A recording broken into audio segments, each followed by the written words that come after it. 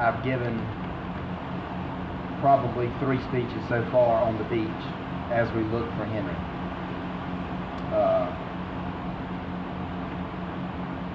We had a lot of people over there looking, but from within minutes of the accident, we had buried Henry and knew he was gone and up to heaven, and it was just a recovery. And so the efforts after that is why you don't see a lot of tears. We have shed the tears over there. And when you look around at this many people, we had a flotilla. We had boats everywhere coming over there. We had all of his classmates over there. We had everybody there wanting to be with us. And there was so much support that there was so much comfort there. And I don't think I ever saw Henry cry for 19 years. I don't think I've ever saw him cry. This is kind of from a father to a son.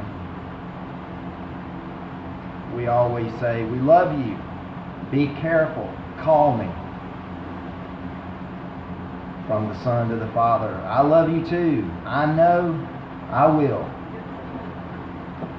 The description of Henry is definitely invincible, legendary, heroic, iconic, compassionate, loving, caring, handsome, beautiful, wonderful.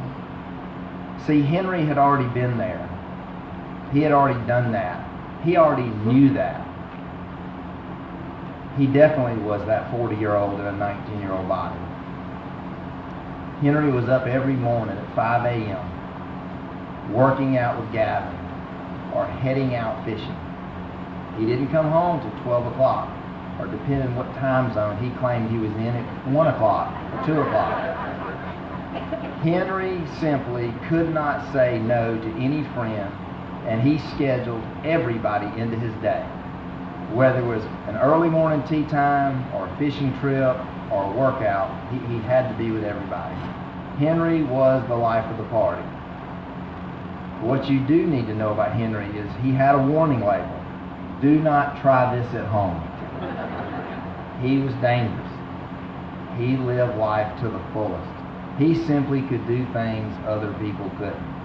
He was faster, stronger, wittier. He could negotiate his way out of anything.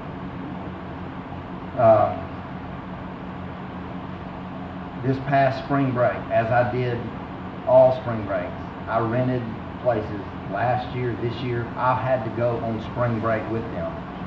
I would not allow them to not know where they were. So I would go with them. This year, Henry had 2 spring breaks planned, so I ended up with all of his friends at the beach while he went over to Seaside. He split it on me. I always wondered why he needed a helper. I said, Henry, you could probably do so. He said, I need 2 helpers, Dad. So he always had his friends come to work. And he even had them spend the night at the house so they'd be ready for work. And I never could figure it out. But he was gone in the mornings fishing. And Reed and his other friends, they would come go to work, but Henry was gone. But he'd come back after his other person, he told he would do something, and he always says, Dad, I'm going to be back. It's just a little trip. Henry spent 16 years at Bayside. We held him back in Harvard. Best thing we ever did. They said 15 in the announcement. 16 years he was here at Bayside with these kids. This has become a family to him, a family to us, a family to Harper. He had recently started his college tour when he had picked out the 3 schools he was going to. And I think we were going to spend 4 to 5 years for sure in college. But I'm going to, in closing, say that we did bury Henry at sea the other day. It was the most beautiful ceremony with all the friends and family, all the boats gathered around, and it was a very honorable way to go. He ascended into heaven at that time to be with his Creator. Henry was speaking through me and said, God needs me right where I am. He has me here to carry out His plan. We believe that God chooses the time and place, and July 4th was that day. Let's all remember Henry and honor him and our country. He will never be forgotten. We love you, Henry, and we know you love us.